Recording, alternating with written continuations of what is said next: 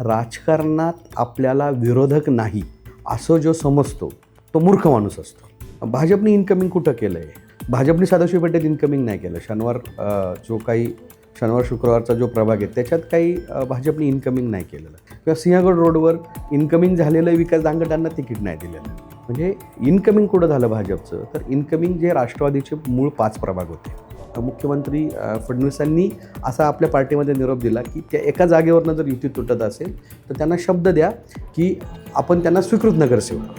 95% ठिकाणी भाजपसमोर 2 आणि 3 प्लेयर आहेत. त्यामुळं भाजप विरोधकांचं मतदान स्प्लिट करतं आहे आणि स्वतःचं मतदान इंटॅक्ट ठेवून निवडून येण्याचा अधिकाधिक प्रयत्न करत आहे. या सगळ्या पॉलिटिकल पार्टींनी साधारण एक गृहीत धरलं की भाजप हा 1 नंबरचा पक्ष असेल. आता 2 नंबर आणि 3 नंबरच्या पक्षाची मारामारी सुरू. तर राष्ट्रवादीचे दोन्ही केडर जे होते, दोन्ही राष्ट्रवादीचे, ते म्हणत होते की आम्हाला एकत्र यायचं, नेत्यांसाठी आम्ही भांडलो, आमच्यासाठी नेत्यांनी एकत्र आलं पाहिजे. तर जर 2 पवारांना वाटतं आपण एकत्र यावं, त्या केसमध्ये एकत्र न यायचा भूमिका घेणारे प्रशांत जगताप कोण? भाजपमध्ये एक असा मोठा वर्ग आहे की नाही आधी जागा तरी चालेल, परंतु आम्ही आमच्या विचारधारेशी आम्ही तडजोड करणार नाही. भाजप उमेदवारी अमोल बालोडकरांचीच नाकारली आहे का? नाही, त्यांनी अनेकांची नाकारली. त्याच प्रभागामध्ये सायकरांची उमेदवारी नाकारली, म्हणून सायकरांनी बंडाचा झेंडा हातात घेतला आहे का? नाही. परंतु बालोडकरांना बंडाचा झेंडा हातात घ्यायला लावला किंवा बालोडकरांना ती संधी मिळाली, त्याचं कारण भाजपने त्यांना शेवटच्या क्षणापर्यंत खेळवत ठेवलं. तर जयंत पाटील असं बोलले होते पक्षाच्या कोर कमिटीमध्ये की सत्ता आली, सत्ता मिळवून निष्ठावानांना न्याय द्यायचा का निष्ठावानांना न्याय देता देता सत्ता गमवायची? जो सर्वाधिक जास्त जागा लढेल त्याच्या सर्वाधिक जागा जिंकून.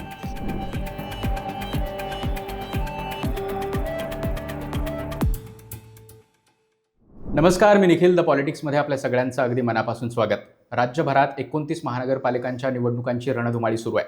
राज्यभरात मुंबईसह सगळ्याच महानगरपालिकांमध्ये आघाड्या युतीचं राजकारण तेजीत आहे. नक्की सगळ्याच महानगरपालिका निवडणुकांमध्ये काय घडतं या सगळ्यांबद्दल जाणून घेण्याची अनेकांना इच्छा आहे.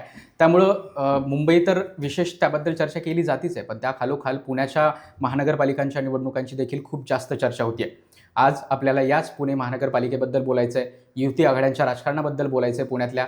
यासोबतच पुण्यातील भाजपचे 2 नगरसेवक बिनविरोध कशा प्रकारे निवडून आले याबद्दल देखील चर्चा करायची आहे. आणि या चर्चेत सहभागी होण्यासाठी माझ्यासोबत आहेत महाराष्ट्र टाइम्सचे विशेष प्रतिनिधी प्रशांत आहेर सर. सर, आपलं स्वागत आहे त्या पॉलिटिक्समध्ये. धन्यवाद निखिल. प्रशांत सर, खूप काळानंतर पॉलिटिक्सवर पुन्हा एकदा आलेले आहेत. सर, पहिला प्रश्न इथूनच सुरुवात करूया. काल अजित पवार यांची प्रेस कॉन्फरन्स झाली पुण्यामध्ये. आज पुन्हा रवींद्र चव्हाण भाजपचे प्रदेशाध्यक्ष यांची प्रेस कॉन्फरन्स होती आहे. हळूहळू निवडणूक तापायला लागली आहे आणि दोन्ही प्रमुख जे पुण्यामध्ये म्हणता येतील लढती ज्यांच्यामध्ये आहेत, भाजप आणि राष्ट्रवादी, त्या दोन्ही नेत्यांनी एकमेकांवर आक्रमकपणे टीका करायला सुरुवात केली आहे. सुरुवात तिथून करूया. महायुतीमधल्या या 2च पक्षांमध्ये खरी लढत सुरू झाली आहे? स्वाभाविक आहे. त्याचं कारण असं आहे की 2017ची निवडणूक आपण लक्षात घेऊया. 2017च्या निवडणुकीमध्ये 83 जागांवर हे 2 पक्ष एकमेकांसमोर फार प्रकर्षाने लढले होते.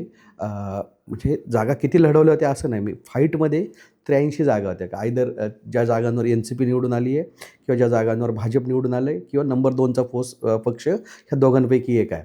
मग ज्यावेळेस जर 83 जागा, कारण प्रभाग जरी बदलले असले तरी फार काही बदललेले नाही. जुने प्रभाग बऱ्यापैकी 80% प्रभाग ते आहेत, त्यात नव्याने 20% ॲडिशन झालेले आहे. मग जर आपण असं पकडलं आणि ओव्हरऑल प्रभागांमध्ये ची वाढ नाही आहे, म्हणजे असंही काही नाही. गेल्या वेळेस 41 प्रभाग होते, यावेळेस 41 प्रभाग म्हणजे 40 होते, यावेळेस 41 आहे, एवढाच विषय आहे. जर आपण असं बघितलं की जर 83 जागांची जर मारामारी ह्या 2 पक्षांमध्ये गेल्या वेळेस असेल, तर आत्ता जर हे एकत्र लढले असते तर स्वाभाविक यांच्यातले जे सगळे काय बंडखोर, 40 तर बंडखोर बाहेर पडले असते आणि ते 40 बंडखोर आपसूक जाऊन महाविकास आघाडीला मिळाले असते. त्यामुळे पहिल्यांदा ही क्लॅरिटी होती की NCP आणि BJP हे कधीही एकत्र लढणार नाहीत, याच्याबाबत एकदम स्पष्ट क्लॅरिटी होती. आणि अगदी देवेंद्र फडणवीसांनी ज्या दिवशी आचारसंहिता लागली त्या दिवशीच महापालिकेच्या या ठिकाणी 3,000 कोटीच्या विविध विकास कामांचं भूमिपूजन किंवा त्याचं अनावरण, उद्घाटन असा कार्यक्रम होता. त्यावेळेस त्यांनी क्लिअर सांगितलं होतं की आम्ही दोघांनी एकत्र लढून तिसऱ्याला लाभ होणं हे समजणं इतके आम्ही वेडे नाही आहोत किंवा आम्हाला कळत नाही असं नाही आहे. ही लाईन क्लिअर होती की त्या 83 जागांचं हे सगळं गणित होतं. बरोबर. तुम्ही जो उल्लेख केला की महाविकास आघाडीला फायदा होऊ द्यायचा नाही, आपले जे मजबूत उमेदवार आहेत ते महाविकास आघाडीकडे जाऊ द्यायचे नाहीत, म्हणून हे वेगवेगळे लढत आहेत. मला वाटतं अशी स्थिती राज्यातील बहुतांश महानगरपालिकांमध्ये दिसते. ही स्ट्रॅटेजिकली खेळलेली मूव्ह आहे असं म्हणायचं? हे आता काय झालं 19ला आपण ते सगळं जुनं राजकारण बघितलं आहे. महाविकास आघाडी फॉर्म झाली, महायुती फॉर्म झाली, पक्ष फुटले, हे सुटले. पूर्वी समजा प्रकर्षाने 3 पक्ष होते, 2 पक्ष होते. आता 19 नंतर त्या 4 पक्षांचे जवळपास म्हणजे शिवसेनेचे 3 पक्ष झाले, शिवसेना धरून मनसे, शिवसेना आणि दुसरी शिवसेना, असे 3 झाले. काँग्रेसचे 2, राष्ट्रवादी काँग्रेस, काँग्रेस 5, भाजप 1, 6. हे 6 तर आजच्या महाराष्ट्राच्या राजकारणाच्या केंद्रस्थानी असलेले पक्ष. या व्यतिरिक्त रिपब्लिक, RPI आहे, वंचित आहे, MIM आहे आणि आप आहे. हे आपल्या वेगवेगळ्या पद्धतीने आपली ताकद ठेवून आहे. लोकल आघाड्या वेगळ्या आहेत. जसं आपण म्हणतो हे 7 पक्ष, उरलेले 4 पक्ष आणि बाकीच्या लोकल आघाड्या. तर पुण्याच्याही राजकारणात त्याचं प्रतिबिंब उमटलं की यावेळेस युती आघाडी करताना त्याचे कॉम्बिनेशन्स कसे असावे याच्यावरनं खूप प्रत्येकाची घुसळण होत होती. कारण अजित पवार किंवा दोन्ही राष्ट्रवादीला एकत्र यावंसं का वाटलं, तर त्यांना माहिती होतं की आपली मतं स्प्लिट होणार. तो एक नगरपंचायतीच्या निवडणुकांमध्ये आपल्याला बऱ्यापैकी ते दिसलं होतं. नगरपरिषद, नगरपंचायत की दोन्ही राष्ट्रवादीचे कार्यकर्ते प्रकर्षाने म्हणत होते की आमची मतं स्प्लिट नाही होऊ द्यायची, आम्हाला एकत्र यायचं. त्याच्यामुळं महानगरपालिकांमध्ये ते क्लिअर दिसलं की आम्हाला एकत्र यायचं. पण हा स्कोप सेनेला नाही आहे. सेना नाही असं म्हणू शकत की आम्ही दोघं एकत्र येऊ शकतो. आणि मग उबाठानी आणि मनसेनी जेव्हा एकत्र येण्याचा निर्णय घेतला तर आपसुक सेना ही वेगळी पडली. तो स्कोप राष्ट्रवादीला प्रत्येक ठिकाणी होता. राष्ट्रवादीला स्कोप नव्हता अशातला काही भाग नाही. राष्ट्रवादी काँग्रेससोबत जायला तयार नव्हते. काही झालं, कुठंही काही झालं तरी महानगरपालिकांमध्ये तिरंगी लढत करायची ही जी महायुतीची स्ट्रॅटेजी होती, ती स्ट्रॅटेजी त्यांनी काल जर आपण बघितलं, कारण आता महागाई संपली आहे, उमेदवार फायनल झाले आहेत आणि प्रचाराला सुरुवात आहे. आजपासून बऱ्यापैकी प्रचाराचे नारळ फुटत आहेत. तर आपल्याला बऱ्यापैकी क्लिअर कळतं की आता तिरंगी लढत, किमान तिरंगी लढत सगळीकडे आहे. आणि या तिरंगी लढतीचाच महायुतीला जास्तीत जास्त कशा प्रकारे फायदा करून घेता येईल यासाठी प्रयत्न सुरू आहेत. आपण पुन्हा पुण्याकडे येऊया आणि पुण्याबद्दल बोलायचं झालं तर असं बोललं जात होतं की प्रभाग रचना असू देत किंवा मतदार याद्या असू देत, या सगळ्यांमधून भाजपने ही निवडणूक जवळपास फिक्स करून ठेवली होती किंवा जिंकण्याच्या जवळपास पोहोचली होती. 75% निवडणूक तर अशाच पद्धतीने जिंकली आहे असंही बोललं जात होतं. पण आत्ता जेव्हा फॉर्म भरून झालेले आहेत, अर्ज माघारी घेतलेले आहेत, तेव्हा शेवटच्या दिवशी आपण ज्या घडामोडी घडताना बघितल्या अर्ज भरण्याच्या, की अजितदादांनी अनेक भाजपच्या बंडखोरांना प्रवेश दिले आणि ही निवडणूक फाईटमध्ये आणली असं म्हटलं जात आहे. याकडे तुम्ही कसं बघता? माझे मित्र होते, मित्र म्हणण्यापेक्षाही खूप जीवाभावाचा एक नातेवाईक होते, मित्र होते. दिवंगत आमदार राजीव राजळे. काही ह्या माणसाबरोबर किती दिलखुलास गप्पा मारता यायच्या, मनसोक्त बोलता यायचं आणि कोणताही विषय असो त्यांच्याबरोबर शेअर करता यायचं. तर ते एकदा काय म्हणाले की प्रशांत, राजकारणात आपल्याला विरोधक नाही असं जो समजतो तो मूर्ख माणूस असतो, की आपल्याला विरोध नाही राजकारणात. तर आणि हे मी बऱ्यापैकी नंतर राजकारणात आपण ज्यावेळेस बघतो तर हे सांगण्याचं कारण असं की भारतीय जनता पक्षाला कितीही स्ट्रॅटेजी केली किंवा कसंही केलं तरी एक 30-35% जो मतदारांचा विरोध आहे तो भाजपला प्रत्येक ठिकाणी आहेच आहे. म्हणजे तो काही टाळता येण्यासारखा विरोध नाही, अशी कुठेही परिस्थिती नाही. मग जर 30-35% जर भाजपच्या विरोधात मतदान आहेच आहे, महाविकास आघाडी फॉर्म झाल्यानंतर ते 50%ला हिट होत होतं. गेल्या अनेक वर्ष हे होत होतं, पण स्प्लिट राजकारणामध्ये 30-35%वाला बाजी मारत होतं. भाजपच्या विरोधात सगळं एकवटल्यानंतर ते 42-43% जायला लागले. परत एखाद दुसरं स्प्लिट करून, महाविकास आघाडी स्प्लिट करून त्यांनी जिंकण्याचा प्रयत्न केला. सेम फटका त्यांना भाजपला लोकसभेला ह्या पॉलिटिक्सनी बसलेला आहे. तर पुणे शहरात सुद्धा किती नाही म्हटलं तर 30-35% जे मतदान आहे ते भाजपच्या विरोधात आहे. आता भाजपच्या विरोधातलं मतदान जर स्प्लिट केलं आणि भाजपचं मतदान जर इंटॅक्ट राहिलं तर भाजप सहज निवडून येतं. ही स्ट्रॅटेजी आहे. ही स्ट्रॅटेजी त्यांनी यावेळेस पण खेळली. बाकी काही नाही झालेलं. म्हणजे आपण अनेक ठिकाणी असं बघू की जवळपास काँग्रेस म्हणते आम्ही 90 ते 95 जागांवर लढतो आहे. शिवसेना, एकनाथ शिंदेंची शिवसेना म्हणते आम्ही जवळपास 117-118 जागांवर लढतो आहे. राष्ट्रवादी काँग्रेस म्हणते जवळपास आम्ही 138 जागांवर लढतो आहे. आणि भाजप जवळपास 63 जागांवर 162 जागांवर लढतंय. एका ठिकाणी पुरस्कृत केल्यात आणि 2 जागा त्यांच्या बिनविरोध निवडून आल्यात. बरोबर. तर हे जर आपण गणित बघितलं तर याच्यामध्ये भाजप कॉन्स्टंट आहे. भाजपच्या समोर लढणारा मेजर प्लेयर बदललेला आहे आणि अनेक ठिकाणी म्हणजे 95% ठिकाणी भाजपसमोर 2 आणि 3 प्लेयर आहेत. या ठिकाणी हे करायला म्हणजे तिरंगी तर फाईट करतायच आहे, काही ठिकाणी चौरंगी फाईट करतायत. त्यामुळं भाजप विरोधकांचं मतदान स्प्लिट करतं आहे आणि स्वतःचं मतदान इंटॅक्ट ठेवून निवडून येण्याचा अधिकाधिक प्रयत्न करत आहे. बरोबर. भाजपबद्दल बोलतोय आपण, तर नक्की कसं हे 2 जे भाजपचे नगरसेवक आहेत माणिकबागेतले किंवा माणिकबाग प्रभागातले, कशा पद्धतीने ह्यांना बिनविरोध निवडून आणता आलं भाजपला? नक्की काय स्ट्रॅटेजी होती? पडद्यामागं काय घडामोडी घडल्या? काय घडलं होतं राजकारण? जर आपण ते 2 प्रभाग म्हणजे तो ज्या प्रभागात निवडून आला तो प्रभाग बघितला तर साधारण असं एक गणित समजू की नवीन सदाशिव पेठ तिकडे जाऊन वसलेली आहे. म्हणजे इकडं वाड्यांमध्ये राहणारे सगळा काही जो समाज होता की नंतर घरं छोटी झाली, वाडे जुने झाले, मग नवीन कुठंतरी तर जसं सहकारनगर, सिंहगड रोडचा काही परिसर आणि कोथरूडचा काही परिसर याच्यामध्ये असं म्हणू की भाजपचा वोटर हा बऱ्यापैकी त्या ठिकाणी सेटल झाला.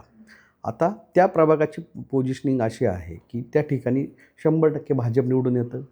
आज निवडून येत नाही, गेली अनेक वर्ष त्या ठिकाणी भाजपची लोक निवडून येत आहेत. जी नगरसेवक आता बिनविरोध झाले ते 3 टर्म, यांची 4थी टर्म असेल कदाचित ती. त्यानंतर त्या ठिकाणी लोकसभेला विधानसभेला पडलेली मतं बघितली तर तीही मतं त्या ठिकाणी धो मतं पडली. त्यामुळं या ठिकाणी आपण पडायलाच उभं राहायचं का, असा एक साधारण विरोधकांमधला एक मतप्रवाह आहे. आता मग यावेळेस कोणीतरी तर विरोधक असला पाहिजे, कारण लोकशाहीच्या प्रक्रियेमध्ये विरोधक नसेल तर योग्य नाही. मग मला असं वाटतं की यांनी एक राजकारण खेळलं या उमेदवारांनी. त्या ठिकाणी सत्ताधारी पक्षाला दिलेले उमेदवार डमी दिले गेले, यांच्याकडूनच दिले गेले आणि ते त्यांनी त्यांचं सगळ्यांचं विड्रॉल घेतलं आणि त्या जागा बिनविरोध झाल्या.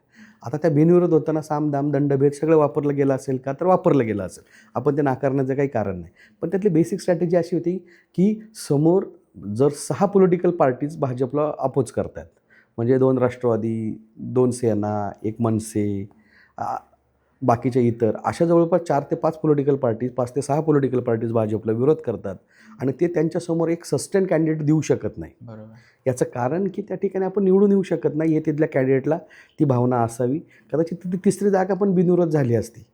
त्या 3ऱ्या जागेमध्ये जे 2 कॅन्डिडेट तिथं राहिलेले आहेत अपोजिशन, त्यातला एक कॅन्डिडेट म्हणतो होता का दुसऱ्याचा विड्रॉल घ्या तरच मी माझा विड्रॉ देतो. तो एक त्यातला मग 3 पैकी आणि भाजपलाही मग तर ते दोन्ही विड्रॉ झाले असते तरच फायदा होता. 1 to 1 इलेक्शन करायची त्यांनाही इच्छा नव्हती. त्यांनी 2 तसेच ठेवले, नाही तर कदाचित ती पण जागा त्याच प्रभागातली झाली असती. त्याचबरोबर माझ्या माहितीनुसार प्रभाग क्रमांक 20मध्ये पण एक जागा तिथं पण एक बिनविरोध होण्याच्या मार्गावर होती. शेवटचा जर आणखी थोडा वेळ मिळाला असता तर त्यांनी विड्रॉलला समोरचा कॅन्डिडेट आणून ते विड्रॉल केले असते, पण ती झाली नाही. पण बऱ्यापैकी एक साधारण ती भावना अशी आहे की हा त्याचा एक परिपाक आहे की भाजपने जो टेम्पो वाढवत नेला होता त्याच्यावर आपण वाटलं तर स्वतंत्र बोलता येईल, पण तो एक उमेदवारांच्या काही प्रभागांमध्ये समोरच्या उमेदवारांच्या मनात ती धास्ती आहे की साला आपल्याला पडायलाच उभं केलेलं आहे. भाजपबद्दल बोलतोय तर पुन्हा त्याबद्दलच एक प्रश्न आहे की निवडणुकीच्या आधी असं वातावरण होतं, कारण अनेक पक्षांमधून भाजपकडे उमेदवार येत होते, इच्छुकांची संख्या मोठ्या प्रमाणात होती, जवळपास 2300-2400 भाजपकडेच इच्छुक उमेदवार होते असं म्हटलं जात होतं 165 जागांसाठी.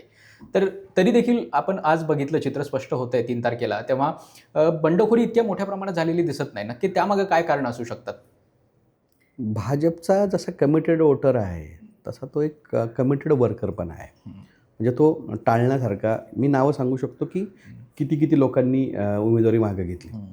ज्यावेळेस हे इनकमिंगचं परसेप्शन सुरू झालं तर भाजपने इनकमिंग कुठं केलं आहे, म्हणजे भाजपने सदाशिव पेठेत इनकमिंग नाही केलं. शनिवार शुक्रवारचा जो प्रभाग आहे त्याच्यात काही भाजपने इनकमिंग नाही केलेलं, किंवा सिंहगड रोडवर इनकमिंग झालेलं विकास दांगटांना तिकीट नाही दिलेलं. म्हणजे इनकमिंग कुठं झालं भाजपचं, तर इनकमिंग जे राष्ट्रवादीचे मूळ 5 प्रभाग होते का ज्या 5 प्रभागांमध्ये राष्ट्रवादीचे 4ही नगरसेवक निवडून आलेले होते. त्यातला एक होता आता जो वारजे पॉप्युलर नगर आहे, तो पूर्वी वारजे शिवणे असावा कदाचित, वारजेचा होता तो एक होता. खराडीचा एक खराडीचे 2 होते, मग असे हे 3 प्रभाग. त्याच्यानंतर हडपसरचा एक प्रभाग होता तो 4, किंवा चेतन तुपेंचा प्रभाग होता तो 4. हे 4 प्रभागांमध्ये तर डायरेक्ट भाजपचे राष्ट्रवादीचे 4ही नगरसेवक त्यावेळेस निवडून आलेले होते. आता काय केलं, सचिन दोडके ते वारजेतले तिथले 4 पैकी 3ही कॅन्डिडेट त्यांनी महायुतीमध्ये घेतले किंवा भाजपमध्ये घेतले, आणि तिथला राष्ट्रवादीचा बऱ्यापैकी विरोध त्या ठिकाणी मोडून काढण्याचा प्रयत्न भाजपने आत्ता केला आहे. ॲक्च्युली हे निकालानंतर स्पष्ट होईल की तो विरोध खरंच मोडून निघाला आहे की नाही, पण तो केला. खराडीमध्ये पठारेंना, म्हणजे बापू पठारेंच्या चिरंजीवांना सुरेंद्र पठारे यांना भाजपमध्ये घेतलं. त्याच्यामुळे तिथल्या 2 प्रभागांवर त्यांनी इम्पॅक्ट आणण्याचा प्रयत्न केला. जो चेतन तुपेंचा प्रभाग होता हडपसरचा, तो प्रभाग रचनेमध्ये 2 ठिकाणी त्याचे तुकडे झाले. एक रामटिकडीचा प्रभाग तयार झाला आणि एक हडपसरचा प्रभाग तयार झाला, आणि अशामुळं त्याने त्या प्रभागामध्ये पण भाजपनी तो प्रभाग त्याची तोडफोड करून तो प्रभाग पण राष्ट्रवादीचा वीक केला. अशा प्रकारे मूळ राष्ट्रवादीचं जिथं प्राबल्य होतं, म्हणजे राष्ट्रवादीच्या गेल्या 40 ज्या जागा निवडून आल्या होत्या त्यातल्या 16 जागा तर ह्याच होत्या. बरोबर. आणि समजा 3 जागा, असं समजलं की 3 जागांचा एक प्रभाग होता धनकवडीचा, ज्या ठिकाणी राष्ट्रवादीच्या 3 जागा निवडून आले होते. विशाल तांबे त्या ठिकाणी त्या पॅनलचे प्रमुख होते. तर यावेळेस विशाल तांबेंनी न लढण्याचा निर्णय घेतला. तर तिथले जे त्यांचे सहकारी होते बाळासाहेब धनकवडे, ते भाजपमध्ये आले. तो त्यांचा पॅनल वीक झाला. म्हणजे 16 आणि 3 19 अशा निम्म्या जागा यांनी त्या ठिकाणी इनकमिंग करून, राष्ट्रवादीच्या जागा भाजपने इनकमिंग करून त्या ठिकाणी त्या जागा आपल्याकडे घेण्याचा, आपल्याकडे वळवण्याचा प्रयत्न केला. त्यामुळं तिथला जो मूळ भाजपचा हे होता, तिथलं जे केडर होतं ते डिस्टर्ब झालं का? डिस्टर्ब झालं. परसेप्शन वाईज शहरात भाजपला फटका बसला का? फटका बसला म्हणण्यापेक्षा वातावरण नॅरेटिव्ह त्यांच्या विरोधात गेला का? तर गेला. परंतु भाजपला हे माहिती होतं की हा नॅरेटिव्ह आपल्या पक्षामध्ये जरी चालला तरी त्याचा फार इम्पॅक्ट येईल असं वाटत नाही. काल त्यांनी बऱ्यापैकी जेवढे भाजपचे कॅन्डिडेट होते की ज्यांनी अपक्ष अर्ज भरले होते, त्यांनी काल बऱ्यापैकी 90-95% अर्ज त्यांनी विड्रॉल घेतलेत, आणि त्या सगळ्यांनी परत आपल्या आज छान फेसबुक पोस्ट टाकल्यात. राष्ट्रप्रथम, नंतर काय, नंतर पक्ष, आणि नंतर स्वतः. अशा प्रकारे आम्ही कसे पक्षाचे प्रामाणिक कार्यकर्ते आहोत, अशा प्रकारच्या फेसबुक पोस्ट टाकून त्यांनी दाखवून दिलं की आम्ही भाजपबरोबर आहोत. त्यामुळे भाजपचा जो मूळ वर्ग आहे तो त्या ठिकाणी बदलला गेलेला नाही आहे. तो त्यांचा मूळ वर्कर त्यांच्याबरोबर राहिला. बरोबर.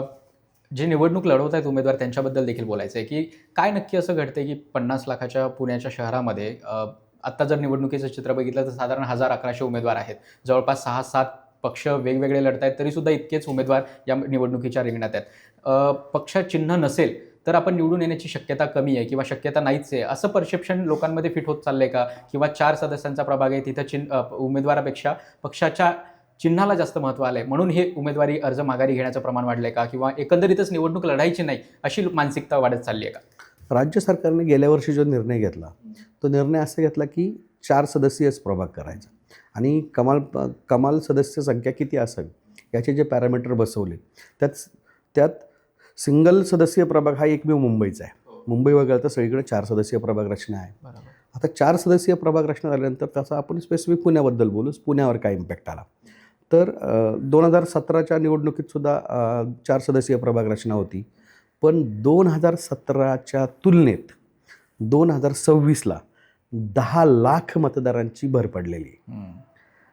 म्हणजे मतदारसंख्या त्यावेळेस साधारण 26 लाखाच्या आसपास होती, आणि आता 35 लाख समथिंग आहे. ती साधारण 9.5-10 लाख मतदारसंख्या वाढली. याचा अर्थ प्रभागाची भौगोलिक रचना जरी बऱ्यापैकी 80% सेम राहिली तरी त्यातली मतदारसंख्या वाढली. त्यामुळं काय झालं, समजा आता आपण सूजबानेर पाषाणचा एक प्रभाग धरू, तो याच्यासाठी करतो की सर्वाधिक मतदारसंख्या असलेला तो प्रभाग आहे. साधारण 1,60,000 त्या ठिकाणी मतदार आहे. आता 1,60,000 मतदारांमध्ये आणि गावांमधले जे प्रभाग आहे डेन्स पॉप्युलेशनचे, तिथं साधारण 80,000, 77,000, 76,000 असे मतदारसंख्या आहे. एका बाजूला 76-77,000 लोक मतदारसंख्येत लढायचे आणि दुसऱ्या बाजूला 1,60,000 मतदारसंख्येत लढायचे. ॲज गुड ॲज ती छोटी विधानसभा लढण्यासारखा विषय.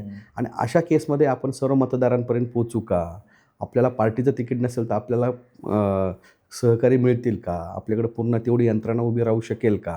कदाचित पैसेही असू शकतात, पैसे हा इश्यू नाही राहणार आहे एक वेळेस, परंतु ती सगळी यंत्रणा उभी करणं त्याला एक पार्टी स्ट्रक्चर असल्याशिवाय पर्याय नाही. बरोबर. आणि याच पार्टी स्ट्रक्चर नसल्याचा फायदा किंवा तोटा म्हणूया इंडिव्हिज्युअल हा म्हणजे कॅन्डिडेट तोच फायदा भाजपनी, ही सगळी व्यूहरचनाच भाजपची तशी होती की त्यामुळं भाजपनी काय केलं की या ठिकाणी ती 4 सदस्यीय प्रभाग रचना, मतदारसंख्या वाढलेली असणं, त्यामुळे ही पार्टी लेवलवरच इलेक्शन होईल याची पूर्णपणे काळजी घेतली. इंडिव्हिज्युअल कॅन्डिडेट किती भारी असला तरी त्याचा इम्पॅक्ट टिकणार नाही याची पुरेपूर काळजी घेतली. आता इंडिव्हिज्युअल कॅन्डिडेट आणि उमेदवारांच्या ह्याच्यावरून पुन्हा एकदा युती आघाड्यांच्या राजकारणावर येऊया. पुण्यामध्ये प्रामुख्याने बोललं जात होतं की दोन्ही राष्ट्रवादी एकत्र आल्या, त्या एकत्र लढतायत, परत भाजप वेगळं, भाजप आणि शिवसेनेची युती होईल असं तर म्हणतच होते, पण तीही झाली नाही आहे. नक्की काय कारणं राहिली? सुरुवातीला आपण भाजप आणि शिवसेनेच्या युतीबद्दल बोलूया. नक्की कोणते असे घटक होते की ज्यामुळं ही युती तुटली असं म्हटलं जात आहे? काही जणांची नावं घेतली जात आहेत, धंगेकरांचं असेल, आबा बागुलांचं असेल. नक्की काय कारणं ठरली की ही युती तुटली नाही? आणि जो अभूतपूर्व गोंधळ बघितला शिवसेनेच्या फॉर्म देण्याच्या, एबी फॉर्म देण्याच्या काळामध्ये 30 डिसेंबरला, ते नक्की काय प्रसंग होते? याच्या पाठीमागे ना एक स्टॅटिस्टिक्स आहे. तर स्टॅटिस्टिक्स असं आहे की भाजपचा सर्वे येतो, भाजपच्या वरिष्ठ नेतृत्वाने केलेला सर्वे होता किंवा जो एक स्टॅटिस्टिक्स गोळा केला होता. त्यांच्या लक्षात कसं आलं की साधारण 38% वोटर किंवा 38% सपोर्ट त्यांना पुणे शहरात मिळतो आहे. पुण्यात या पुणे PMC लिमिटमध्ये 38% वोट शेअर असं समजू आपण तात्पुरता की तो भाजपला मिळतो. त्या खालोखाल कोण आहे? त्या खालोखाल जवळपास 17-18% NCP आहे. त्या खालोखाल कोण आहे? तर असं जर आपण विचार करत गेलो ना की मग लक्षात येईल की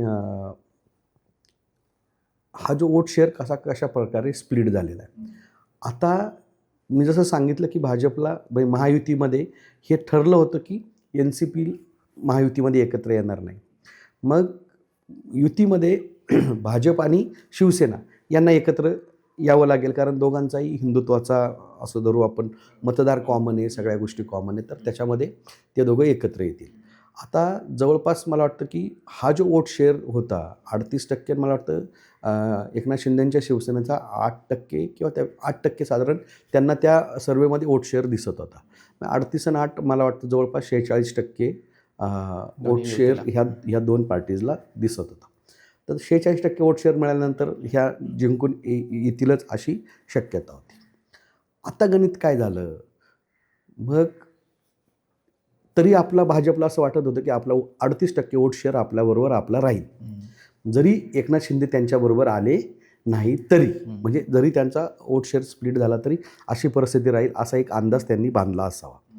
जर त्यांना असं वाटत असतं भाजपला की या ठिकाणी आपण एकनाथ शिंदेंना किंवा शिंदे सेनेंना, शिवसेनेला जर आपण बरोबर नाही घेतलं तर आपल्याला फटका बसू शकतो, अशी जर त्यांना पूर्णपणे जाणीव असती तर त्यांनी कोणत्याही परिस्थितीमध्ये शिवसेनेबरोबर युती केली असती.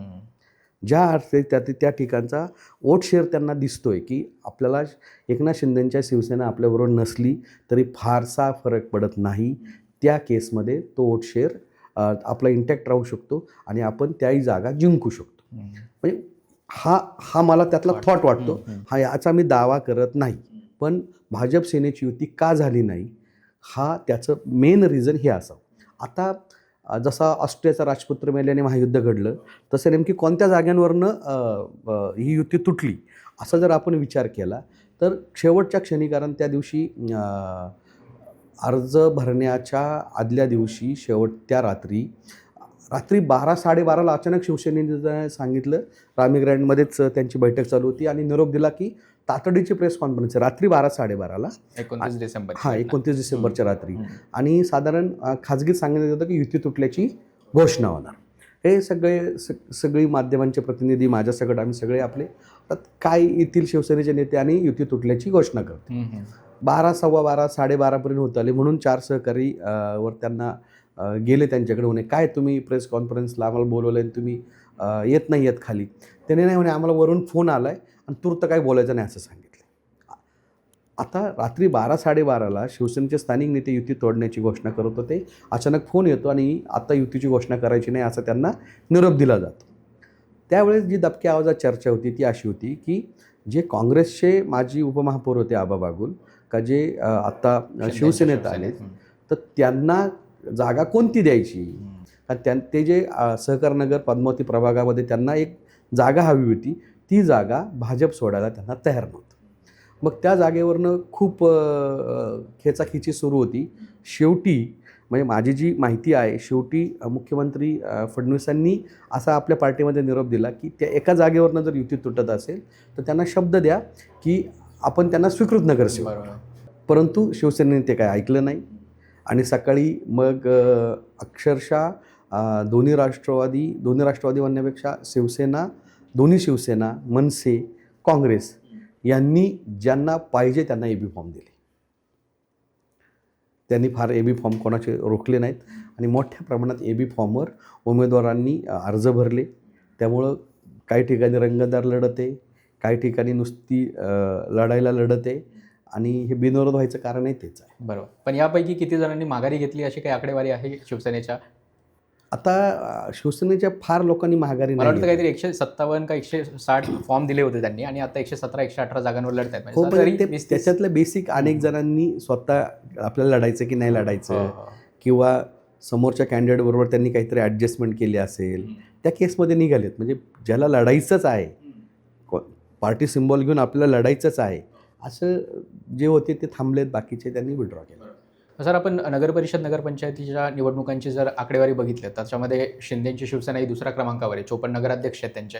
आणि ज्या प्रकारचं त्या काळामध्ये प्रचार सभा शिंदेंनी घेतल्या किंवा ज्या प्रकारचं बळ त्यांनी त्यांच्या प्रत्येक नगर अध्यक्षपदाच्या उमेदवाराला सोबतच नगरसेवक पदाच्या उमेदवारांना देखील दिलं, ते पाहता पुण्यामध्ये असं काही चित्र दिसू शकतं का की आता लढतोच आहे तर पूर्ण ताकद देऊन पूर्ण शक्तीनिशी लढायचं आणि मग यामुळं काही मोठ्या प्रमाणात भाजपला फटका बसू शकतो का? आता साधारण मला जे नॅरेटिव्ह वाटतं ना की या सगळ्या पॉलिटिकल पार्टींनी एक गृहीत धरलं की भाजप हा 1 नंबरचा पक्ष असेल. आता 2 नंबर आणि 3 नंबरच्या पक्षाची मारामारी सुरू आहे.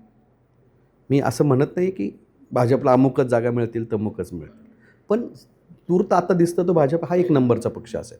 2 नंबर आणि 3 नंबरची स्पेस आपल्याला मिळवायची, त्यात 2 नंबरची मिळवायची, 3 नंबरची नाही.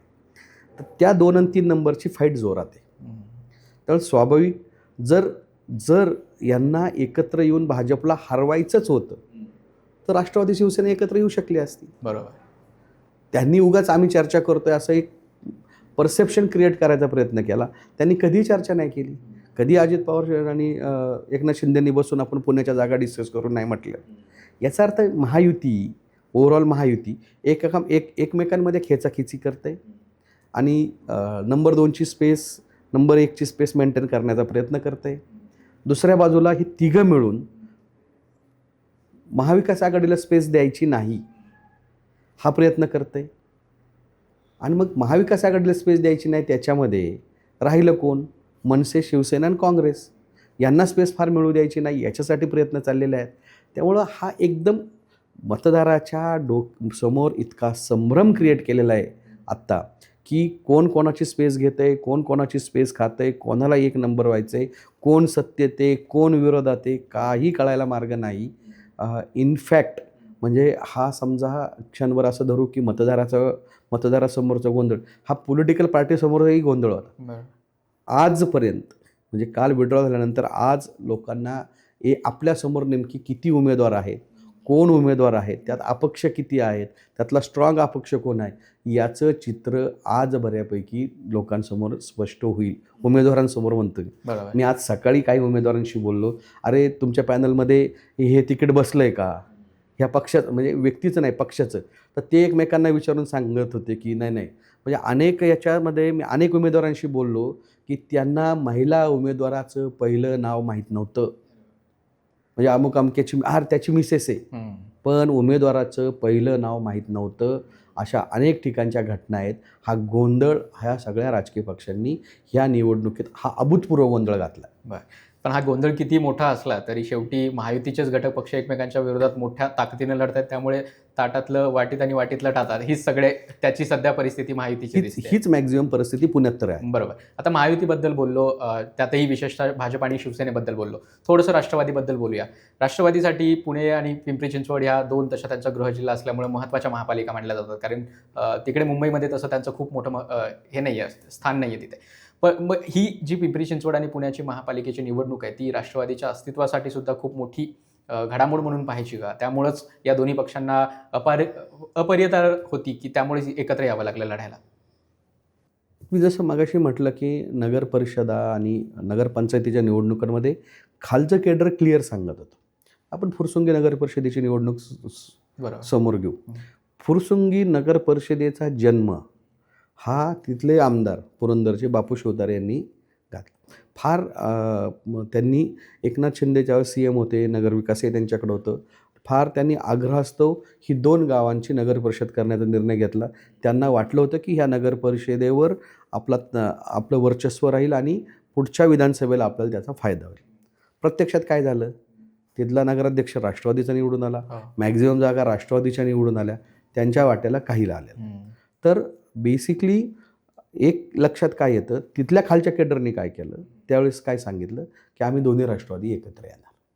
खालचं केडर म्हणत होतं आणि ते इतक्या फोर्सफुली म्हणत होतं की मग सुप्रिया सुळे यांनी पण एक फार काही आग्रह त्यांनी तिथं ठेवला नाही आणि तुम्ही तुमच्या लोकल लेवलवर ॲडजस्टमेंट करा म्हणून तो विषय सोडून दिला. त्यावेळेस प्रशांत जगताप राष्ट्रवादीत होते. ते त्या पॅनलला लीड करत होते आणि अजित पवारांच्या राष्ट्रवादींकडून चेतन तुपे लीड करत. दुसऱ्या बाजूला दोघं आजीमाजी आमदार जे विरोधक होते, भाजपकडून संजय जगताप आणि शिवसेनेकडून विजय शिवतारे, ते दोघांनी एकत्र येऊन पॅनल केला होता. Complex situation. हो, कारण ते आता भाजपमध्ये. आता ते भाजप. अशी सिच्युएशन असताना म्हणजे म्हणजे फुरसुंगी नगर परिषदेमध्ये ते दोघं एकत्र लढत होते आणि जेजुरी आणि सासवडमध्ये ते एकमेकांच्या विरोधात होते. अशा कॉम्प्लेक्स सिच्युएशनमध्ये ह्या निवडणुका स्थानिक स्वराज्य संस्थांच्या लढवल्या जात आहेत. तर मूळ मुद्दा असा की राष्ट्रवादीचे दोन्ही केडर जे होते, दोन्ही राष्ट्रवादीचे, ते म्हणत होते की आम्हाला एकत्र यायचं. नेत्यांसाठी आम्ही भांडलो, आमच्यासाठी नेत्यांनी एकत्र आलं पाहिजे. केडरचा दबाव इतका मोठा हा होता केडरचा दबाव फार मोठ्या प्रमाणात होता आणि ती एकत्र आले. तर अजित पवारांना याची पूर्ण जाणीव होती. अजित पवारांचेही नगरसेवक पहिल्या दिवसापासून म्हणत होते की आपण या ठिकाणी एकत्र आलं पाहिजे. आता शरद पवारांच्या NCPमधलं प्रशांत जगतापांचं असं म्हणणं होतं की आपण नाही एकत्र आलं पाहिजे, कारण आपल्या सगळ्या कार्यकर्त्यांना न्याय दिला जाणार नाही. परंतु ज्यांना निवडून यायचं आहे किंवा ज्यांना निवडून येण्याची खात्री वाटते किंवा थोडे आपल्याला जर सपोर्ट मिळाला तर आपण निवडून येऊ शकतो असं वाटतं, त्या सगळी मंडळी दोन्ही पक्षातली आपण एकत्र लढलं पाहिजे यावर ठाम होती. प्रशांत जगतापांचा उल्लेख केला तुम्ही, त्यांच्याबद्दल बोलूया. राष्ट्रवादी शरद पवार पक्षाचे ते शहराध्यक्ष होते. त्यानंतर आता काँग्रेसमध्ये गेले आहेत, काँग्रेसतर्फे एका वॉर्डातून निवडणूक लढवत आहेत. नक्की काय झालं त्यांच्या बाबतीत? फक्त विचारधारेला कमिटेड राहून त्यांनी स्वतःचं नुकसान करून घेतलं आहे असं म्हणायचं का ते जे शहराध्यक्षपदाचे नेते होते ते आता वॉर्डाचे नेते झालेत असं म्हणायचं? माझं म्हणजे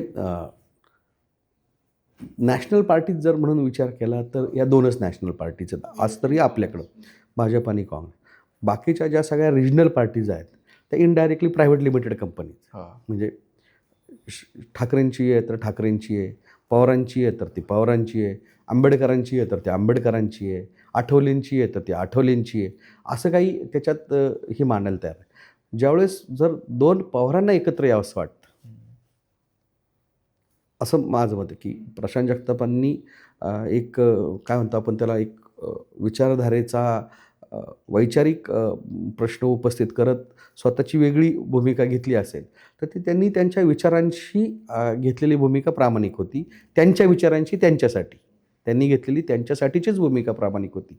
परंतु लार्जर पर्स्पेक्टिव्हमध्ये पक्षाच्या चौकटीत जर बघितलं तर जर 2 पवारांना वाटतं आपण एकत्र यावं, त्या केसमध्ये एकत्र न यायचा भूमिका घेणारे प्रशांत जगताप कोण, असा प्रश्न उपस्थित होतो. बरोबर. मग प्रशांत जगतापांना त्यांच्या पार्टीमधूनच विरोध झाला आणि स्वाभाविक आहे प्रशांत जगतापांना साईड ट्रॅक व्हायला लागलं. प्रशांत जगतापांना जेव्हा स्वतः रिअलाईज व्हायला लागलं की आपण साईड ट्रॅक होतो तर कोणताही माणूस असा विचार करतो जर आपलीच अडचण असेल तर आपण बाजूला व्हावं आणि ते त्या ठिकाणी बाजूला झाले. आता ते बाजूला होऊन त्यांच्या पुढं परत मी जसं म्हटलं की 1,60,000 मतदारांमध्ये किंवा 1,00,000 मतदारांमध्ये जर निवडणूक लढवायची असेल तर इंडिपेंडंट निवडणूक नाही लढवता येत. तुम्हाला कुठल्या तरी पॉलिटिकल पार्टीचे सपोर्ट पाहिजे. सो त्यांना काँग्रेसमध्ये जावं लागलं आणि आज ते काँग्रेसच्या कॅन्डिडेट म्हणून ते आणि त्यांच्या मातोश्री, गेल्या वेळेस पण ते दोघंजणं राष्ट्रवादीकडून निवडून आले होते, आता ते काँग्रेसकडून लढत आहेत. आणि गेल्या वेळेस समोरासमोर लढत होते, आता ते ट्रँग्युलरमध्ये लढत आहेत. त्यांना त्या ठिकाणी राष्ट्रवादीचंही आव्हान आहे. म्हणजे भाजप, भाजपचा राष्ट्रवादी आणि काँग्रेस असं ते 3 याचं किमान पॅनल आहे. शिवसेनेने पण कॅन्डिडेट दिले असतील तिथं. त्याच्यामुळं जेव्हा जेव्हा जर प्रॅक्टिकली आणि ह्या सगळ्या केसमध्ये जर प्रशांत जगताप व्यवस्थित निवडून आले तर ते त्यांच्या विचारधारेशी प्रामाणिक राहून ते निवडणूक प्रक्रियेत सस्टेन झालं असं म्हणता येईल. नाही तर केवळ ते त्यांच्या विचारधारेशी प्रामाणिक राहिले एवढ्यापर्यंतच हा मुद्दा सीमित राहील. दुसरं काही झालं तर ते या राष्ट्रवादीत असताना शहराचे अध्यक्ष होते, त्यामुळं ते शहराच्या राजकारणाच्या पक्षाच्या भोवती ते केंद्रस्थानी होते. आता काँग्रेसमध्ये ते केंद्रस्थानी असण्याचं काही कारण नाही. ते त्यांच्या प्रभागातच आत्ता गुंतून पडलेले. ज्यावेळेस ही निवडणूक होईल आणि पक्षाने जर त्यांना काही वेगळी जबाबदारी दिली तर ते पुन्हा केंद्रस्थानी येतील, अन्यथा ते त्यापुरतेच लिमिटेड राहतील. आपण सगळ्या पक्षांची चर्चा केली. आता फक्त 2 राहिलेत, ते म्हणजे काँग्रेस आणि उद्धव ठाकरेंची शिवसेना. त्यासोबत मनसेने देखील युती केली आहे, पण त्यातही अनेक फाटाफूट आहे. नक्की या 2 पक्षांचं अस्तित्व काय बघता तुम्ही शहरामध्ये? महापालिका निवडणुकांमध्ये सुद्धा त्यांचं काही अस्तित्व दिसून येईल का? आपण तिकीट वाटपाविषयी बोलू म्हणजे ऑटोमॅटिक अस्तित्वाचा विषय चर्चेला येईल. तर सुरुवातीला दोन्ही राष्ट्रवादी, काँग्रेस नाही, महाविकास आघाडीच्या फॉर्मेशन जेव्हा दोन्ही राष्ट्रवादींनी एकत्र यायच्या आधी एक प्रशांत जगतापांचा टेम्पो पीकला गेला असताना असं एक क्षण आला होता की महाविकास आघाडी एकत्र लढणार.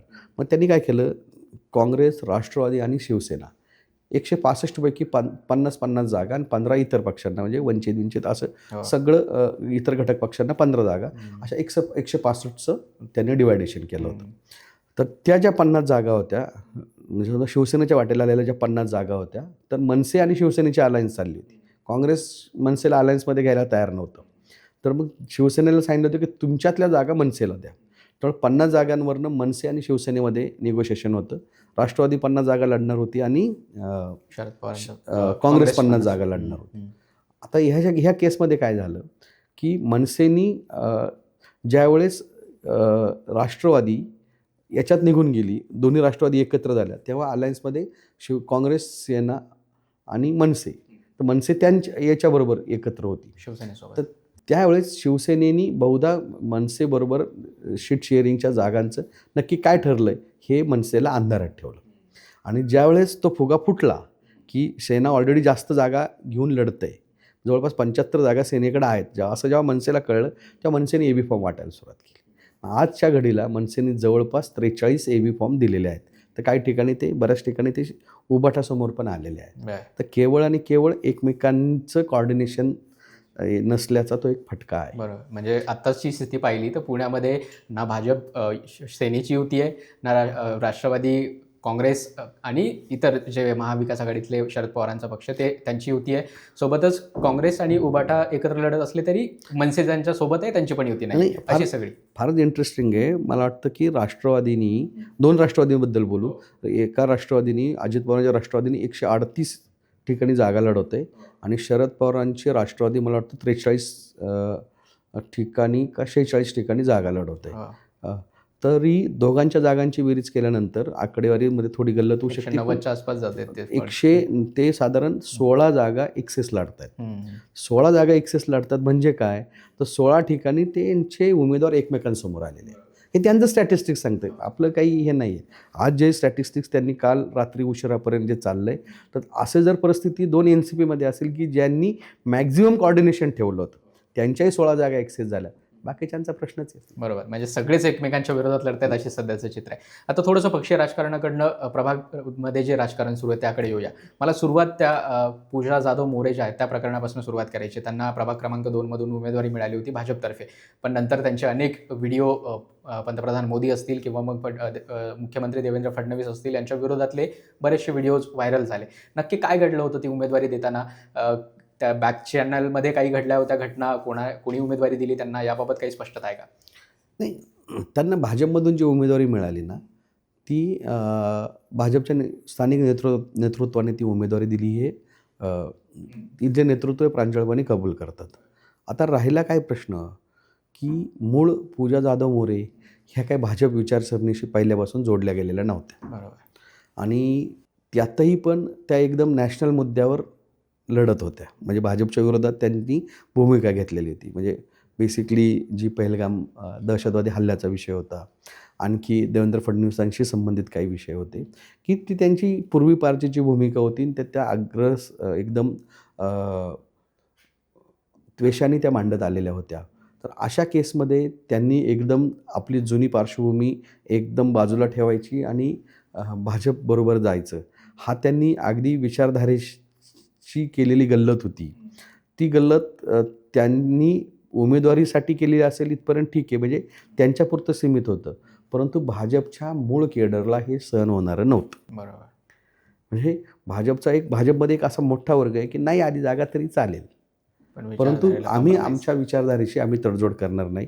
त्या केसमध्ये मला असं वाटतं की एक मोठ्या प्रमाणामध्ये जो ह्या बाकीच्यांवर भाजपच्या त्या केडरला अटॅक करता येत नव्हता, त्यांना तो स्कोप मिळत नव्हता, की समजा वारजे पॉप्युलर नगरमध्ये असू द्या किंवा पठारेंच्या बाबत असू द्या, तिथं जो काही त्यांना येत नव्हती, तो सगळा केडरने तो रोष यांच्या विरोधात काढला. का तर यांनी यापूर्वी घेतलेले जे काही स्टँड होते ते स्टँड फारच टोकाचे असल्यामुळं त्या ठिकाणी तो प्रश्न उपस्थित झाला आणि त्यांना त्यांचं नॉमिनेशन विड्रॉ करायची परिस्थिती वेळ उद्भवली. आणि तिथेच मग आता आदिती बाबर जे आहेत त्यांना मला वाटतं भाजपने भाजपने पुरस्कृत पुरस्कृत उमेदवार केले. केलेले. दुसरा जो महत्त्वाचा प्रभाग ज्याच्याबद्दल भरपूर चर्चा होतीये, फक्त पुण्यात नाही होते तर राज्याच्या पातळीवर देखील त्या प्रभागाबद्दल बोललं जाते आणि विशेषतः ज्या उमेदवारीबद्दल बोललं जाते ते म्हणजे अमोल बाळवणकर आणि त्यांचा प्रभाग क्रमांक 9.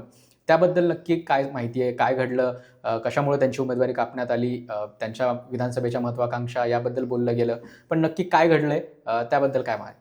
अमोल बाळवणकरांचा जो प्रभाग आहे, जो प्रभाग क्रमांक 9 सूज बानेर पाषाण, तर परिस्थिती समजून घेऊ आपण की आणखी एक मी वेगळा विषय मांडतो, म्हणजे त्याच्यावर आपल्याला येतं. ओके. की मोदींनी लाल किल्ल्यावरून एक भाषण केलं होतं आणि त्या लाल किल्ल्यावरून केलं होतं की मला नीट आठवत नाही, पण मोदींनी एक भूमिका अशी मांडली होती की या देशात मला स्थानिक स्वराज्य संस्था असू द्या, विधानसभा असू द्या, किंवा मला 1 लाख तरुण पाहिजे का जे उद्या देशाचं नेतृत्व करतील. लाल किल्ल्यावरच 15 ऑगस्टच्या भाषणात 15 ऑगस्टच्या भाषणात. आणि हे असं झालं आणि नगरपंचायत नगर परिषदांच्या निवडणुका झाल्या. त्यात आपण ते मला वाटतं नांदेड का रोहा तेथील लोक एकाच घरातले भाजपच्या 6 लोक आणि लोकांनी त्यांना एकदम जोरदार आपटलं. त्याचा इतका निगेटिव्ह मेसेज गेला की हे असं पंतप्रधान एका बाजूला नवीन तरुणांना संधी देण्याची भाषा करतायत, त्याच याच्यातले नको आहेत, घराणेशाहीतून नको आहेत, तर सर्वसामान्य माणसाला पुढं आणण्याची भाषा करतायत आणि आपली लोक एक्झॅक्ट त्याच्या उलटं वागतात. मग पुण्याच्या तिकीट वाटपाचा, म्हणजे पुण्याच्या म्हणण्यापेक्षा रादर संपूर्ण महापालिकांच्या तिकीट वाटपाच्या विषयामध्ये भाजपचे राष्ट्रीय संघटन सरचिटणीस आणि सहसंघटन सरचिटणीस, मी नावं घेण्यापेक्षा त्यांची पद्धत हे करतो, हे दोघांनी आढावा घेतला. मला वाटतं वर्षावर झालेल्या बैठकांमध्ये सगळ्या महापालिकांच्या, बहुतांश महापालिकांच्या जागा वाटपाच्या उमेदवार निश्चितीच्या बैठकांमध्ये ते बसून होते. नंतर असं एक लक्षात आलं की 100हून अधिक जागा ह्या घराणेशाहीत जात आहेत. एबी फॉर्म द्यायची वेळ आली होती तेव्हा शेवटच्या टप्प्यात, आणि एकदम रात्री मेसेज आला एबी फॉर्म द्यायच्या 2 दिवस आधी की आमदार खासदारांच्या घरात उमेदवारी दिली जाणार नाही. त्यात त्यांनी एक बायपास काढला की जे माजी नगरसेवक आहेत किंवा जे पूर्वी निवडून आले ते स्किप करा. ते स्किप करा, म्हणजे त्यांना उमेदवारी द्या, कारण ते ऑलरेडी निवडून येतात, कारण मग तिथं बंडखोरी आणि तिथं फार भानगडी झाल्या असतात, तर तेवढं सोडा विषय. तर ती उमेदवारी द्यायची नाही. आता उमेदवारी द्यायची नाही, मग त्यांचे सगळे स्टॉप झाले. कोण कोण स्टॉप झालं? माधुरी मिसाळ ज्या राज्यमंत्री आहेत त्यांच्या मुलाला नाही मिळाली, सुनील कांबळे जे आमदार आहेत त्यांच्या मुलीला नाही मिळाली, अगदी केंद्रीय मंत्री मोहोळांचे मामे भाऊ, तसं नातं दूरचं, दोघं एकत्र भाजपमध्ये आलेत, एका दिवशी भाजपचं काम सुरू केलं आहे, त्या निलेश कोंडाळकरांना सुद्धा उमेदवारी नाकारली गेली. तर असे जवळपास 9 जणांना उमेदवारी नाकारली गेली. आता मुद्दा विषय कुठे आहे? ह्या 9 जणांना, आमदार खासदारांच्या पोरांना उमेदवारी नाकारली.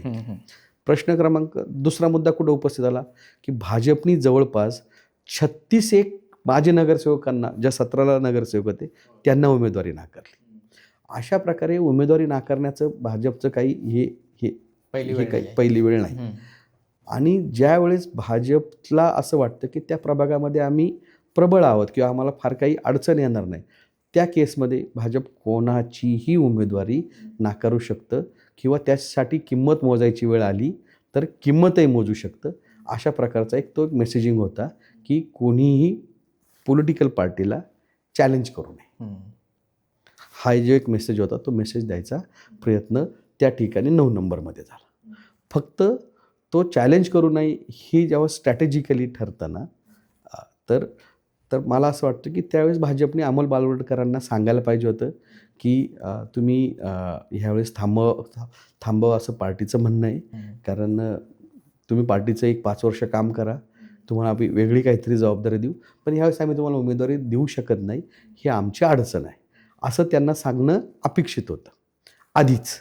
परंतु त्यांना खेळवत ठेवण्यात आलं. बालवडकरांकडून जे व्हिक्टीम कार्ड खेळलं जातं आहे तो एक भाग राजकारण म्हणून वेगळा, पण ज्यावेळेस भाजप म्हणून समजून घेऊ आपण, तर तो असा की भाजप उमेदवारी अमोल बालवडकरांचीच नाकारली आहे का? नाही, त्यांनी अनेकांची नाकारली. त्याच प्रभागामध्ये सायकरांची उमेदवारी नाकारली, म्हणून सायकरांनी बंडाचा झेंडा हातात घेतला आहे का? नाही. परंतु बालवडकरांना बंडाचा झेंडा हातात घ्यायला लावला किंवा बालवडकरांना ती संधी मिळाली, त्याचं कारण भाजपने त्यांना शेवटच्या क्षणापर्यंत खेळवत ठेवलं. आता त्यामुळं काय झालं, ज्यावेळेस बालवडकरांना कळलं की आपल्याला उमेदवारी मिळत नाही, ते राष्ट्रवादीकडे धावत गेले. राष्ट्रवादीचे जे निष्ठावान होते, प्रमोद निमन, की जे गेले अनेक वर्ष त्या ठिकाणी तयारी करतायत, त्यांच्यावर अन्याय झाला. त्यांना सांगितलं की तुम्ही घरातून महिलेला उमेदवारी द्या, त्यांनी नाही म्हणून भूमिका घेतली आणि आज त्या ठिकाणी प्रमोद निमनांनी अपक्षांचं पॅनल, तिघांचं पॅनल उभं केलं. म्हणजे असं समजू का कोणाला तरी वाटलं का मी निष्ठावाने, माझ्यावर अन्याय झाला आहे आणि त्यांनी दुसऱ्या पक्षातून उमेदवारी घेतली, त्यावेळेस त्या पक्षाने सुद्धा एका निष्ठावानावर अन्याय केला. बरोबर. हे कोणी नाही, म्हणजे हे शेवटी काय आहे की मोठा मासा छोट्या माशाला खातो. कधीतरी छोटा मासा पण मोठ्या माशाला खायचा प्रयत्न करू शकतो. हे पॉलिटिकल पार्टीने एकदा हे स्ट्रक्चर लक्षात घेतलं पाहिजे. फक्त निवडून येण्याच्या क्षमता आहे म्हणून आम्ही उमेदवारी देतो, एक शेवटच्या क्षणापर्यंत लावून धरायचं. आणि त्यामुळं काल अनौपचारिक गप्पांमध्ये अजित पवारांनी हा मुद्दा, म्हणजे कोण लढतंय, कोणाला उमेदवारी द्यायला लागती, कोण कोणत्या पक्षात आहे, आज कोणत्या पक्षात आहे, उद्या कोणत्या पक्षात आहे, काही कळत नाही, अशा प्रकारचं काल अनौपचारिक गप्पांमध्ये अजित पवारांनी फार प्रकर्षाने हा मुद्दा आम्हा सर्व सहकाऱ्यांशी बोलताना तो मांडला होता. हा एक गोंधळ आहेच ना. म्हणजे आता त्यामुळं मग त्याच प्रभागामध्ये अमोल बालवडकर वेगळं व्हिक्टीम कार्ड खेळतायत, प्रमोद निमन वेगळं व्हिक्टीम कार्ड खेळतायत. आता आणि परत या शहरातला मतदारसंख्येच्या रूपात सर्वाधिक मोठा प्रभाग आहे, 1,60,000 मतदार आहेत तिथे. त्यामुळे बघायचं आहे कोणाचं व्हिक्टीम कार्ड किती चालतंय. तुम्ही आत्ता बोलताना बऱ्याच वेळा निष्ठावंतांचा उल्लेख केला. अनेक पक्षातल्या कार्यकर्त्यांमध्ये ही अशी भावना झाली आहे निर्माण की निष्ठावंतांवर अन्याय झाला आहे. हे पुण्याची स्थिती नाही आहे, जवळपास महानगरपालिका, ज्या 29 महानगरपालिका आहे तिथे भरपूर मोठ्या प्रमाणात निष्ठावंत कार्यकर्त्यांवर अन्याय झाला असं बोललं जातं. आणि विशेषतः बघ, सगळ्यात मोठा पक्ष भाजप आहे, तर भाजपच्या निष्ठावंतांवर कशा प्रकारे अन्याय झाला आहे, अशी खरंच स्थिती आहे का? कारण बऱ्याच आकडेवारी अशा सांगतात की ज्या कुठल्या महानगरपालिकांमध्ये भाजपनं उमेदवार दिलेले आहेत तिथे सरासरी 5 ते 10% वर कोणत्याही बाहेरून आलेल्या उमेदवाराला उमेदवारी दिलेली नाही आहे. आणि ही फक्त काय भाजपची स्थिती नाही आहे, इतर सगळ्या पक्षांनी सुद्धा भाजपमधून बाहेर गेलेले किंवा इतर पक्षातून स्वतःच्या पक्षात आलेल्या कार्यकर्त्यांना उमेदवारी दिलेली आहे. मग तिथे निष्ठावंतांचा प्रश्न उपस्थित का होत नाही? निष्ठावानांची कोणतीही सत्तेचं राजकारण करताना आहे ना, एक बॅलन्स साधायला लागतो. बरोबर. म्हणजे सत्ता आली तर त्या निष्ठावानाला न्याय देता येतो. म्हणजे हा प्रश्न कधी उपस्थित झाला होता, म्हणून विधानसभेला हा खूप छान प्रकारे प्रश्न उपस्थित झाला होता. आणि जयंत पाटलांपुढे उमेदवारी वाटप करताना विधानसभेला की असा प्रश्न उपस्थित झाला होता की जी लोकं आपल्याबरोबर पूर्वीपार राहिली त्यांना उमेदवारी द्यायची का जे निवडून येऊ शकतात, मॅक्झिमम आत्ता शक्यता आहे, त्यांना उमेदवारी द्यायची. तर जयंत पाटील असं बोलले होते पक्षाच्या कोर कमिटीमध्ये की सत्ता आली, सत्ता मिळून निष्ठावानांना न्याय द्यायचा का निष्ठावानांना न्याय देता देता सत्ता गमवायची, याचा एक विचार आपल्याला करावा लागेल किंवा याचा एक बॅलन्स आपल्याला ठेवावा लागेल. तर तोच प्रश्न प्रत्येक पॉलिटिकल पार्टीपुढं इथं आत्ता ह्या पुढच्या काळात सातत्याने येणार आहे. तर तो मी तुम्हाला म्हटलं तो बॅलन्स साधताना हा त्या पॉलिटिकल पार्टीला विचार करावा लागेल. आता मी तुम्हाला जसं म्हटलं की निष्ठावानांना उमेदवारी, तुम्ही जसं विचारताय की निष्ठावानांच्या उमेदवारीबद्दल काय, तर इनमीन 5च प्रभाग असे आहेत. अमोल बालवडकर, लहू बालवडकर जे आहे, तो लहू बालवडकर गेली काही वर्ष पक्षाचं कामच करत आहेत. म्हणजे तिथं निष्ठा आयात करून वेगळ्या उमेदवाराला नाही मिळालेलं. म्हणजे तिथं निष्ठावान आणि हा प्रश्न नाही उपस्थित, तिथं कमिटमेंट आणि याचा विषय उपस्थित झालेला. बाकी ज्या ठिकाणी झाला आहे, समजा किरण बारटक्यांचा विषय या ठिकाणी किरण बाराटेंचा विषय वारजे पॉप्युलर नगरमध्ये, वारजे पॉप्युलर नगरमध्ये उपस्थित झाला असेल, तिथं हा इश्यू येऊ शकतो. तुम्ही म्हणता ते बरोबर आहे. परंतु असे किती प्रभाग आहेत? तर असे मोजकेच प्रभाग आहेत, 4-5, का ज्या प्रभागांमध्ये अशी परिस्थिती उद्भवली. समजा आता प्रश्न कुठं आला की कुणाल टिळक की उदय लेले, दोघंही भाजपचेच आहेत, दीर्घकाळ भाजपचेच आहेत. आता हा पक्षांतर्गत विषय की कोणाला द्या, तिथं निष्ठावान हा विषय नाही आहे, तिथं सिनियर ज्युनियरचा विषय आहे. आता कदाचित भाजपला तिथं वाटलं असेल टिळक फॅमिलीला आपण टिळक कुटुंब म्हणून उमेदवारी द्यायला पाहिजे तिथं, अशा प्रकारे ती कदाचित उमेदवारी बसली असेल. परंतु हा प्रश्न असा आहे, त्यामुळं भाजपमध्येच इतकी इच्छुकांची संख्या वाढली, त्यामुळे प्रत्येकजण मी निष्ठावान ही भूमिका घेते. पण मग ते जर बरं अशी परिस्थिती नाही का ते बंडखोरी करतील, बंडखोरी करून पक्षासमोर जाऊन उभे राहतील. पक्षाच्या मूळ प्रवाहातूनही बाजूला जायचं नाही आहे आणि पक्षाला एवढे सुगीचे दिवस असताना तर ते पीक सोडूनही कोणाला जायचं नाही. त्यामुळे ती कॉम्प्लेक्स सिच्युएशन आहे.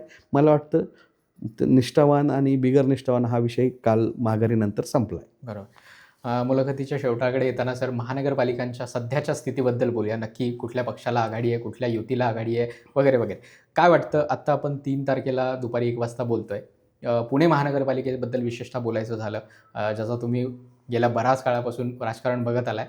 भाजपने 125+चा नारा दिला आहे, राष्ट्रवादी दोघं एकत्र आले आहेत, त्यांनी भाजपला टफ फाईट देण्याचा निर्णय घेतला आहे, शिवसेना वेगळी लढती आहे. अशा स्थितीमध्ये एवढ्या राजकीय वातावरणात सध्या कुठला पक्ष आघाडीवर आहे किंवा त्यांना ये जे असं वाटतं, आणि कोण पिछारीवर सुटले?